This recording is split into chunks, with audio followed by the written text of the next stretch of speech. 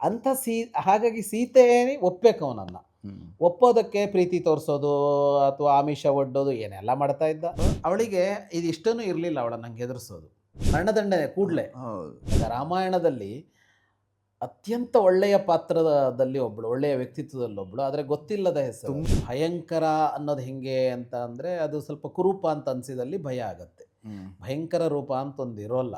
ಹಾಗಾಗಿ ನಮ್ಮ ದೃಷ್ಟಿಯಲ್ಲಿ ಕುರೂಪ ವಿರೂಪ ಅಂತ ಆ ಥರ ಭಯಂಕರವಾಗಿದ್ದವಳು. ಊರಲ್ಲೆಲ್ಲ ಡಂಗರ ಸಾರಿಸ್ದ. ರಾಮ ಲಕ್ಷ್ಮಣ ಸತ್ತೋದ್ರು.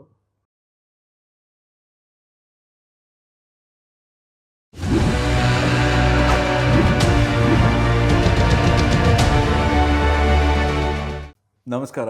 ಬಡಕಿಲಾ ಪ್ರದೀಪ್ ಯೂಟ್ಯೂಬ್ ಚಾನಲ್ನ ಕಥಾ ಸಂಚಯ ಸರಣಿಗೆ ನಿಮ್ಮೆಲ್ಲರಿಗೂ ಕೂಡ ಸ್ವಾಗತ. ಈ ಸರಣಿಯನ್ನು ನಡೆಸ್ಕೊಡ್ತಾ ಇರುವಂತಹ ಶ್ರೀಯುತ ಜಗದೀಶ್ ಶರ್ಮಾ ಸಂಪ ಅವರು ನಮ್ಮ ಜೊತೆ ಇದ್ದಾರೆ. ಅವ್ರಿಗೂ ಕೂಡ ಕಾರ್ಯಕ್ರಮಕ್ಕೆ ಸ್ವಾಗತವನ್ನು ಹೇಳ್ತಾ ಇದ್ದೀನಿ. Thank you so much. ಈ ಸರಣಿಯನ್ನು ನಡೆಸ್ಕೊಡ್ತಾ ಇರೋದಕ್ಕೆ ಪ್ರತಿ ಸಂಚಿಕೆಯಲ್ಲೂ ಒಂದೊಂದು ತುಂಬ ಮಾರ್ಮಿಕವಾದಂಥ ಇಂಟ್ರೆಸ್ಟಿಂಗ್ ಆಗಿರುವಂಥ ಕಥೆಯನ್ನು ನಾವು ಕೇಳ್ತಾ ಇರ್ತೀವಿ, ನೀವು ಹೇಳ್ತಾ ಇರ್ತೀರ. ಸೊ ಇವತ್ತು ಇನ್ನೊಂದು ಕಥೆಯ ನಿರೀಕ್ಷೆಯೊಂದಿಗೆ ನಾವಿದ್ದೀವಿ. ಸೊ ಯಾವ ಕಥೆಯನ್ನು ನಿರೀಕ್ಷಿಸ್ಬೋದು? ಇದು ರಾಮಾಯಣದ ಒಂದು ಕಥೆ. ರಾಮಾಯಣದಲ್ಲಿ ಇವಳು ಕೂಡ ಹೆಚ್ಚು ಗಮನ ಸೆಳೆದೇ ಇದ್ದವಳು. ರಾಮಾಯಣವನ್ನು ತುಂಬ ಆಳವಾಗಿ ಅಧ್ಯಯನ ಮಾಡಿದವರು ಇವಳ ಬಗ್ಗೆ ಗೊತ್ತಿದೆ, ಆದರೆ ಅವಳ ಬಗ್ಗೆ ಹೆಚ್ಚು ಮಾತಾಡಿಲ್ಲ ಜನ. ಅವಳೊಬ್ಬ ರಾಕ್ಷಸಿ. ತ್ರಿಜಟ ಅಂತ ಅವಳ ಹೆಸರು. ತ್ರಿಜಟ ಅಂತ, ತ್ರಿಜಟೆ. ಜಟಾಯುನ ಕೇಳಿದ್ದೀವಿ, ಇದರಲ್ಲಿ ಇದು ತ್ರಿಜಟೆ. ಅವಳು ರಾವಣನ ಅಂತಃಪುರದಲ್ಲಿ ಸೇವೆ ಮಾಡ್ತಾ ಇದ್ದಳು. ಜಟೆ ಅಂದರೆ ಇರಬೇಕು, ಮೂರು ಜಡೆ ಅಂತ ಅರ್ಥ ಬರುತ್ತೆ ಅದಕ್ಕೆ. ಹಂಗೇನೋ ಇರ್ಬೋದು, ಅರ್ಥವತ್ತಾಗೆ ಹೆಸರಿಟ್ಟಿದ್ರೆ. ಹೌದು. ಬಹಳ ಸ್ವಲ್ಪ ವಯಸ್ಸಾದವಳು, ಭಯಂಕರವಾಗಿರುವಳು. ಭಯಂಕರ ಅಂದರೆ ಭಯಂಕರ ಅನ್ನೋದು ಹೆಂಗೆ ಅಂತ ಅಂದರೆ ಅದು ಸ್ವಲ್ಪ ಕುರೂಪ ಅಂತ ಅನಿಸಿದಲ್ಲಿ ಭಯ ಆಗತ್ತೆ. ಭಯಂಕರ ರೂಪ ಅಂತ ಒಂದು ಇರೋಲ್ಲ. ಈಗ ರಾಕ್ಷಸರು, ನಮಗೆ ರಾಕ್ಷಸರ ವೇಷಗಳು ಕಂಡಾಗ ಭಯಂಕರ ಅಂತ ಅನ್ಸುತ್ತೆ. ಅದೇ ರಾಕ್ಷಸರಿಗೆ ಅವರನ್ನು ನೋಡಿದಾಗ ಭಯಂಕರ ಅಂತ ಏನು ಅನ್ಸಲ್ವಲ್ಲ? ಹೌದು ಹೌದು ಅಲ್ವಾ? ನಮಗೆ ಫೆಮಿಲಿಯರ್ ಅಲ್ಲದೆ ಇದ್ರೆ ನಿಜ. ಹಾಗಾಗಿ ಕುರೂಪ ವಿರೂಪ ಸುರೂಪ ಅನ್ನೋದೆಲ್ಲ ನಿಂತವನ ನಮ್ಮ ದೃಷ್ಟಿಕೋನದ ಮೇಲೆ, ನಮ್ಮ ದೃಷ್ಟಿಕೋನ. Beauty lies in the eyes of the beholder ಅಂತ. ಅಷ್ಟೇ ಅಷ್ಟೇ ಅಷ್ಟೇ. ಹಾಗೆ ಅದು. ಹಾಗಾಗಿ ನಮ್ಮ ದೃಷ್ಟಿಯಲ್ಲಿ ಕುರೂಪ ವಿರೂಪ ಅಂತ ಆ ಥರ ಭಯಂಕರವಾಗಿದ್ದವಳು. ಒಂಥರದಲ್ಲಿ ವಯಸ್ಸು ಆಗಿರೋದ್ರಿಂದ ಈ ರಾವಣ ಒಂದು ಥರ ಅವಳು ಲೀಡರ್ ಥರ ಇದ್ಲು, ನಾಯಕಿ ಥರ. ನಾಯಕಿ ಅಂತ ಒಂದು ಘೋಷಣೆ ಮಾಡಿದ್ದಾರೆ ಅಂತಂದಿದ್ರೆ ಅವಳಿಗೊಂದು ಸ್ಥಾನ ಇತ್ತು. ಈ ರಾವಣ ಸೀತೆಯನ್ನು ಕದ್ಕೊಂಬರ್ತಾನಲ್ಲ, ಅವಳನ್ನು ತಂದು ಅಶೋಕವನದಲ್ಲಿಡ್ತಾನೆ. ಈ ಅಶೋಕವನ ಅನ್ನೋದು ಎಲ್ಲಿತ್ತು ಅಂದರೆ ರಾವಣನ ಅಂತಃಪುರದ ಒಳಗಿತ್ತು. ಅಂತಃಪುರ ಅಂದರೆ ಒಂದು ಅರಮನೆ ಮಾತ್ರ ಅಲ್ಲ ಅಂತ ಹೇಳೋದು. ಇವಾಗ ಅದು ಎಸ್ಟಾಬ್ಲಿಷ್ ಆಗಿದೆ. ಹಾಗಾಗಿ ಅರಮನೆಯ ಒಳಗೆ ರಾವಣನ ಅರಮನೆ ಇತ್ತು, ಉಳಿದವರ ಅರಮನೆಗಳಿತ್ತು, ರಾಣಿಯರ ಅರಮನೆಗಳಿತ್ತು, ಏನೆಲ್ಲ ಇತ್ತು ಅಲ್ಲಿ. ಅಂತ ಒಂದಿಷ್ಟು ಉದ್ಯಾನವನಗಳು ಇದ್ವು. ಅಂಥದ್ದೊಂದು ಉದ್ಯಾನ ಇದು ಅಶೋಕವನ ಅಂತ. ಅಲ್ಲಿ ಸೀತೆ ಅಂತಂದು ಇಟ್ಟಿದ್ದ. ಸೀತೆ ಅಂತಂದಿಟ್ಟರೆ ಅಲ್ಲ ಅವಳನ್ನು ಕಾಯೋದಕ್ಕೆ ಅಂತ ಮತ್ತೆ ಜನ ಇಟ್ಟಿದ್ದ. ಕೋಟೆ ಒಳಗೇನೆ. ಲಂಕೆ ಅಂದ್ರೇನೆ ಅದು ಜಲದುರ್ಗ, ಸುತ್ತ ನೀರು, ಮಧ್ಯದಲ್ಲಿ ದ್ವೀಪ. ಅದ್ರ ಒಳಗಡೆ ಇವರ ಲಂಕಾ ನಗರ ಏನಿದೆ ಅದಕ್ಕೆ ಮತ್ತು ಕೋಟೆ. ಅದಾದಮೇಲೆ ಇನ್ನೆಷ್ಟೆಷ್ಟೋ ಅದಕ್ಕೆ ಇದು. ಅದರ ಅಂದರೆ ದುರ್ಗಮ ಅನ್ನೋ ಅರ್ಥದಲ್ಲಿ ಬರುವಂಥದ್ದು. ದುರ್ಗ ಅಂದರೆ ಒಂದು ಇಲ್ಲ, ದುರ್ಗ ಅಂದರೆ ಕೋಟೆ.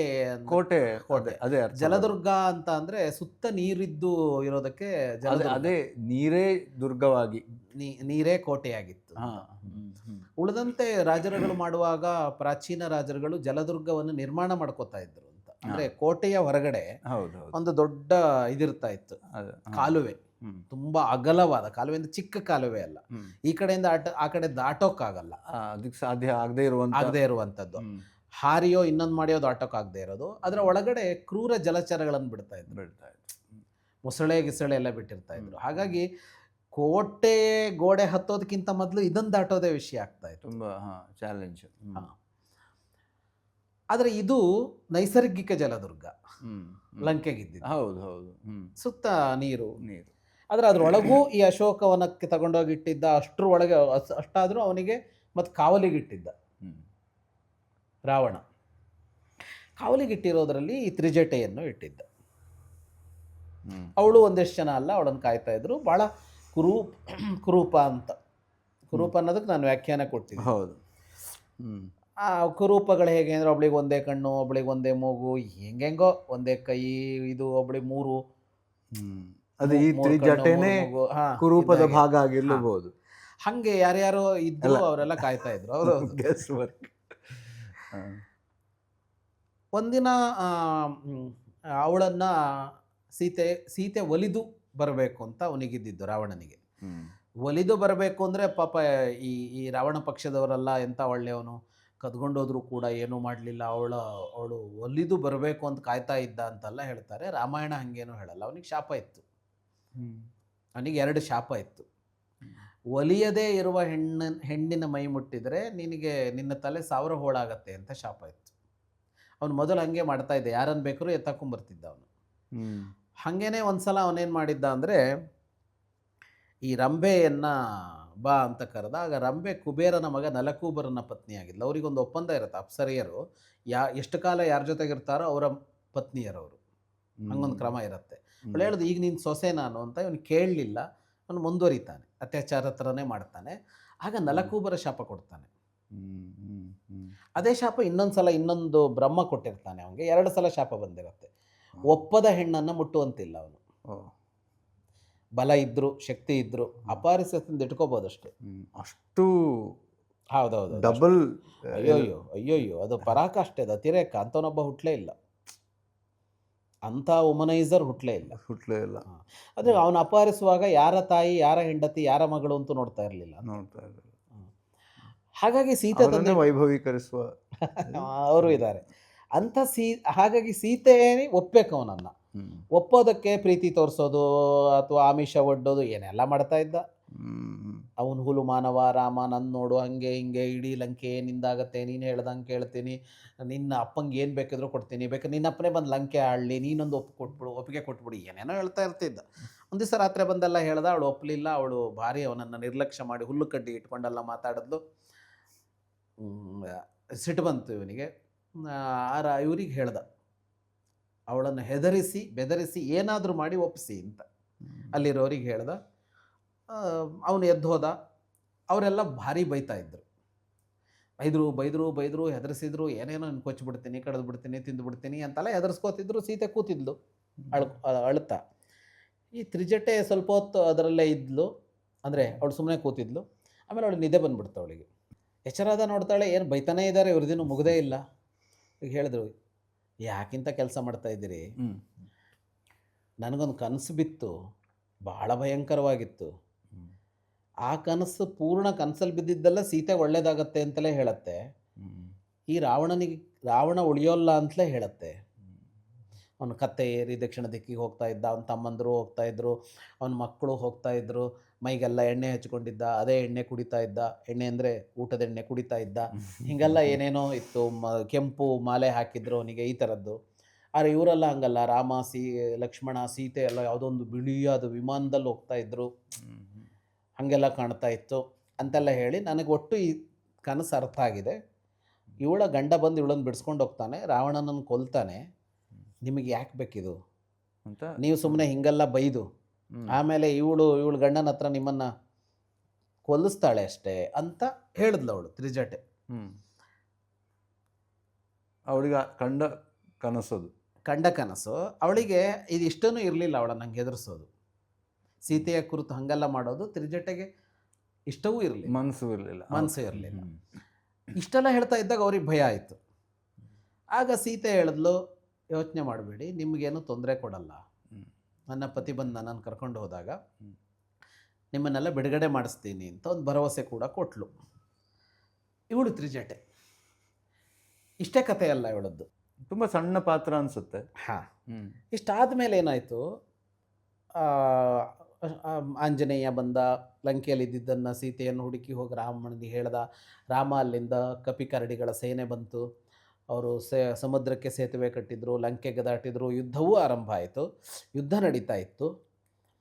ನಡೀತಾ ಇದ್ದಾಗ ಒಂದಿನ ಈ ಇಂದ್ರಜಿತು ಇದ್ದಾನಲ್ಲ ರಾವಣನ ಮಗ, ಅವನಿಗೆ ಮಾಯಾವಿದ್ಯೆಗಳೆಲ್ಲ ಗೊತ್ತಿತ್ತು. ಅವನು ನಾಗಪಾಶ ಅದನ್ನು ಪ್ರಯೋಗ ಮಾಡ್ತಾನೆ, ನಾಗಪಾಶ ಅಂತ. ಅದು ಬಂದು ರಾಮಲಕ್ಷ್ಮಣರನ್ನು ಸುತ್ತುವರಿಯುತ್ತೆ. ರಾಮಲಕ್ಷ್ಮಣರಿಗೆ ಅವರು ಮೂರ್ಛೆ ಹೋಗ್ತಾರೆ, ಎಚ್ಚರ ತಪ್ತಾರೆ. ನಾಗ ಅಂದರೆ ವಿಷ, ಆ ವಿಷದಿಂದಾಗಿ ಅವರು ಎಚ್ಚರ ತಪ್ತಾರೆ. ಅವರು ಎಚ್ಚರ ತಪ್ಪಿದ್ದಾರೆ, ಸತ್ತಿಲ್ಲ ಅನ್ನೋದು ಎಲ್ಲರಿಗೂ ಗೊತ್ತಿರುತ್ತೆ, ಅವರ ಸೈನಿಕರಿಗೂ ಗೊತ್ತಿರುತ್ತೆ, ಈ ಕಡೆಯವರಿಗೂ ರಾವಣನಿಗೂ ಗೊತ್ತಿರುತ್ತೆ. ಈ ರಾವಣ ಇದ್ರ ನಡುವೆ ಒಂದು ಯೋಚನೆ ಮಾಡ್ತಾನೆ, ಯುದ್ಧದಲ್ಲಿ ಗೆದ್ದೇ ಬಿಡ್ತೀನಿ ಅನ್ನೋ ನಂಬಿಕೆ ಬರ್ತಾ ಇಲ್ಲ, ಅವ್ರು ಭಾಳ ಜೋರಿದ್ದಾರೆ ಬಂದವರು. ಈಗ ಸೀತೆ ಏನಾದರೂ ನನ್ನನ್ನು ಒಪ್ಕೊಂಡ್ಬಿಟ್ರೆ ಈ ನಡುವೆ ಕೆಲಸ ಮುಗಿದೋಗುತ್ತಲ್ಲ. ಸೀತೆ ಒಪ್ಕೊಂಡ್ರೆ ರಾಮ ಯಾಕೆ ಮತ್ತೆ ಯುದ್ಧ ಮಾಡ್ತಾನೆ? ಅದಕ್ಕೇನು ಮಾಡ್ದ, ಊರಲ್ಲೆಲ್ಲ ಡಂಗರ ಸಾರಿಸ್ದ. ರಾಮಲಕ್ಷ್ಮಣ ಸತ್ತೋದ್ರು, ಅವ್ರು ಬಿದ್ದಿದ್ದಾರಲ್ಲಿ, ಅದಂತೂ ಕಾಣಿಸುತ್ತೆ. ಅದು ರಣಾಂಗಣ, ಅಲ್ಲೇ ಏನು ನಡೀತದೆ ಅಂತ ಯಾರಿಗೆ ಗೊತ್ತಾಗುತ್ತೆ? ಅಲ್ಲಿವರೆಗೆ ಹೋಗೋಕ್ಕಾಗತ್ತಾ? ಆಗೋಲ್ಲ. ಊರಲ್ಲೆಲ್ಲ ರಣಾಂಗಣ, ಇದು ಡಂಗುರ ಸಾರಿಸಿ ಏನು ವಿಜಯ ಘೋಷ ಭರ್ಜರಿಯಾಗಿ ಸತ್ತೋದ್ರಂತೆ ಅವರಿಬ್ಬರು ಅಂತ. ಈ ಸುದ್ದಿ ಇಲ್ಲಿಗೂ ಸಿಗೋ ಹಂಗೆ ಮಾಡ್ದ, ಅಶೋಕವನಕ್ಕೂ ಆ ಸುದ್ದಿ ತಲುಪೋ ಹಂಗೆ ಮಾಡ್ದ. ತಲುಪಿದವನು ಏನು ಮಾಡ್ದ ಅಂದರೆ, ತನ್ನ ಪುಷ್ಪಕ ವಿಮಾನ ಕಳಿಸಿ ಸೀತೆಯನ್ನು ಕರ್ಕೊಂಡು ರಣಾಂಗಣದ ಮೇಲೆ ಹೋಗಿ ಅಲ್ಲಿ ರಾಮ ಲಕ್ಷ್ಮಣ ಇಬ್ಬರು ಬಿದ್ದಿರೋದನ್ನು ಅವಳಿಗೆ ತೋರಿಸ್ಕೊಂಡು, ಅವರೆಲ್ಲ ಹೋದರು, ಮತ್ತೆ ಯಾಕೆ ಇನ್ನೂ ಕಷ್ಟಪಡ್ತೀಯ, ರಾವಣನನ್ನು ಮದುವೆ ಆಗು ಅಂತ ಪುಸಲಾಯಿಸಿ ಅಂತ ಇವರಿಗೆ ಸೂಚನೆ ಕೊಟ್ಟ.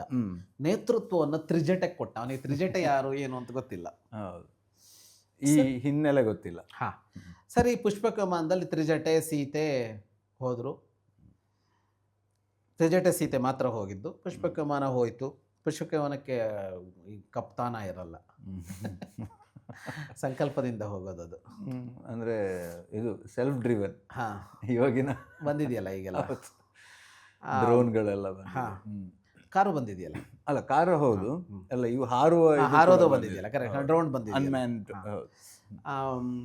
ಅಲ್ಲಿ ಹೋದರೆ ಸೀತೆ ಬಹಳ ದುಃಖಿಸ್ತಾ ಇದ್ಲು. ಸೀತೆಗೂ ಹಂಗೆ ಅನ್ನಿಸ್ತು. ಅಲ್ಲಿಂದ ಮೇಲಿಂದ ನೋಡೋದಲ್ವಾ. ಆಮೇಲೆ ಊರಲ್ಲೆಲ್ಲ ವಿಜೃಂಭಣೆ ನಡೀತಾ ಇದೆ, ಇವ್ರದ್ದು ವಿಜಯೋತ್ಸವ ಎಲ್ಲ ನಡೀತಾ ಇದೆ. ಸತ್ತೋದ್ರು ಅಂತ ಎಲ್ಲ ಸೆಟ್ ಆಗಿದೆ, ಅದಕ್ಕೆ ಬೇಕಾದ ವ್ಯವಸ್ಥೆ. ಆಗ ಬಹಳ ಸಣ್ಣಕ್ಕೆ ಸೀತೆಗೆ ಹೇಳ್ತಾಳೆ ತ್ರಿಜಟೆ, ಇಲ್ಲ ಅವ್ರು ಸತ್ತಿರೋಲ್ಲ, ನೀ ಕೆಳಗಡೆ ನೋಡು, ಅವರ ಮುಖದಲ್ಲಿ ಹೊಳಪು ನೋಡು, ಶವದಲ್ಲಿ ಆ ಹೊಳಪಿರೋಲ್ಲ.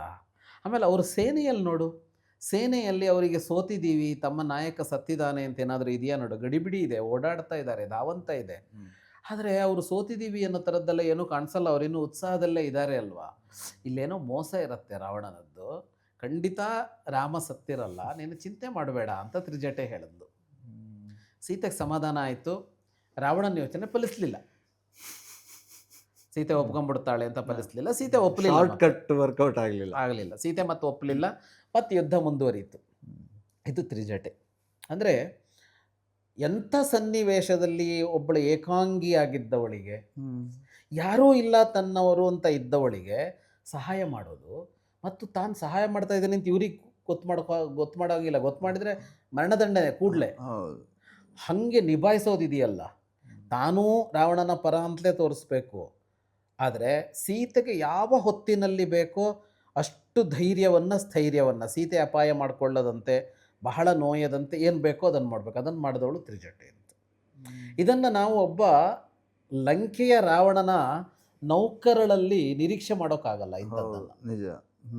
ಅಂಥವಳು ತ್ರಿಜಟೆ ಅಂತ. ರಾಮಾಯಣದಲ್ಲಿ ಅತ್ಯಂತ ಒಳ್ಳೆಯ ಪಾತ್ರದಲ್ಲಿ ಒಬ್ಬಳು, ಒಳ್ಳೆಯ ವ್ಯಕ್ತಿತ್ವದಲ್ಲಿ ಒಬ್ಬಳು, ಆದರೆ ಗೊತ್ತಿಲ್ಲದ ಹೆಸರು. ತುಂಬ ಅಂದರೆ ಇಂಪ್ರೆಸ್ ಆಗುವಂತಹ ಒಂದು ಕ್ಯಾರೆಕ್ಟರ್ ಇದು. ಹೌದು, ನಿಜ. ಮತ್ತು ನಾವು ಜಟಾಯುವಿನ ಹೆಸರು ಬಂತು ಅಲ್ಲಿ, ಆ ಪಾತ್ರ ಅದೇ ತರಹ ಯಾವ ತರಹ ಇಂಪ್ಯಾಕ್ಟ್ ಕೊಡುವಂಥ ಸಣ್ಣ ಒಂದು ಕೆಲವೇ ಇದರಲ್ಲಿ ಮಾತ್ರ ಬರುವಂಥದ್ದು. ಇದು ಅಷ್ಟೇ, ಆದರೂ ಅಷ್ಟೇ ಅಂದರೆ ಇಂಪ್ಯಾಕ್ಟನ್ನು ಕೊಡುವಂಥ ಕಥೆ.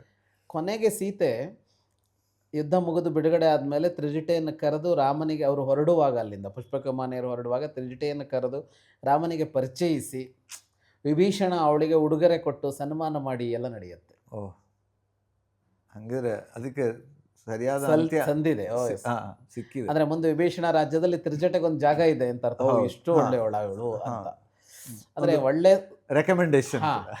ಅಂದರೆ ಅದರ ನಿರೀಕ್ಷೆಯಲ್ಲೇನು ಮಾಡಲಿಲ್ಲ ಅವಳು, ಆದರೆ ಅದಕ್ಕೆ ಸಲ್ಲಬೇಕಾದ್ದು ಸಲ್ತು ಅಂತ. ಇಂಥದ್ದೊಂದು ವ್ಯಕ್ತಿತ್ವ. ನಾವು ಉಲೂಪಿಯನ್ನು ನೋಡಿದ್ವಲ್ಲ ಮಹಾಭಾರತದಲ್ಲಿ, ಅವಳದ್ದೊಂದು ಬೇರೆ ಥರ. ಇಲ್ಲೂ ಕೂಡ ಅಂತ ಇದೊಂದು ಅಲ್ಲಿ ಅವಳಿಗೆ ತನ್ನ ಸಂಗಾತಿ ಅಂತ ಉಲೂಪಿಗೆ, ತ್ರಿಜಟೆಗೆ ಅದೂ ಅಲ್ಲ, ಯಾರೋ ಒಬ್ಬಳವಳು, ಯಾವುದೋ ಒಂದು ಹೆಣ್ಣು ಮಗಳು, ಎಲ್ಲಿಂದ ಬಂದವಳು.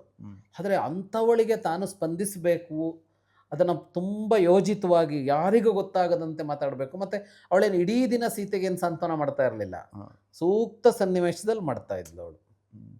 ಆ ಒಂದು ಹೋಪನ್ನು ಕೊಟ್ಟಿದ್ದಿರ್ಬೋದು, ಆ ಕನಸಿನ ಇದರಲ್ಲಿ ಇಲ್ಲಿಯ ಸೂಚನೆ ಕೊಟ್ಟಿದ್ದಿರ್ಬೋದು. ಹಾಗಾಗಿ ರಾಮಾಯಣದ ಒಂದು ಅತ್ಯುತ್ತಮವಾದ ವ್ಯಕ್ತಿತ್ವ ಅಂದರೆ ನಾವು ಶುರು ಜಾಸ್ತಿ ಇಲ್ಲ, ಇಷ್ಟೇನೆ ಹೇಳೋದು, ಅಲ್ಲ ಅಂದರೆ ಉಲ್ಲೇಖವೂ ಕಮ್ಮಿ. ಹಾಗಾಗಿ ಇದು ಕುರೂಪವ ಸುರೂಪವ ಅಂದರೆ ಹೌದು, ಅದೇ ರೂಪ ಅನ್ನೋದು ಯಾವುದು ಅನ್ನೋದು ಇರೋದು, ಗುಣ ಸೂಚಕವಾಗಿ ಯಾವತ್ತು ಇದ್ರೆ ಅದಕ್ಕೆ ಜಾಸ್ತಿ ಬೆಲೆ ಅಂತ ಅನ್ಸುತ್ತೆ. ಹೊರಗಡೆಯಿಂದ ಅವಳ ಅಂಗಾಂಗಗಳು ಹೆಂಗೆ ಬೇಕಿದ್ರು ಇರ್ಬೋದು, ಅಂತರಂಗದಲ್ಲಿ ಅವಳು ಅತ್ಯಂತ ಸುಂದರಿ ಅಂತ ಕರಿಬೇಕು ಅವಳನ್ನು, ತ್ರಿಜಟೆ. ಖಂಡಿತ. ಹಾಗೆ ಸೊ ಪ್ರತಿ ಕಥೆಯಲ್ಲೂ ಒಂದು ಅದೇ ಆಳವಾದಂಥ ಒಂದು ಇದಿರುತ್ತೆ, ಅಂದರೆ ಸಂದೇಶ ಅಂತೂ ಖಂಡಿತ ಇದ್ದೇ ಇರುತ್ತೆ. ನಾವು ಅದನ್ನು ತಗೊಳ್ತಾ ಸಾಗೋಣ. ಮುಂದಿನ ಸಂಚಿಕೆಯಲ್ಲಿ ಮತ್ತೊಂದು ಕಥೆಗಾಗಿ ನಾವೆಲ್ಲ ಕಾಯ್ತಾ ಇರೋಣ. ಈ ಕಥೆಗಾಗಿ ಧನ್ಯವಾದಗಳನ್ನು ಹೇಳ್ತಾ ಈ ಸಂಚಿಕೆಯನ್ನು ಇಲ್ಲೇ ಮುಕ್ತಾಯಗೊಳಿಸೋಣ. ಥ್ಯಾಂಕ್ ಯು, ನಮಸ್ಕಾರ. ಮುಂದಿನ ಸಂಚಿಕೆ ಸಿಗೋಣ.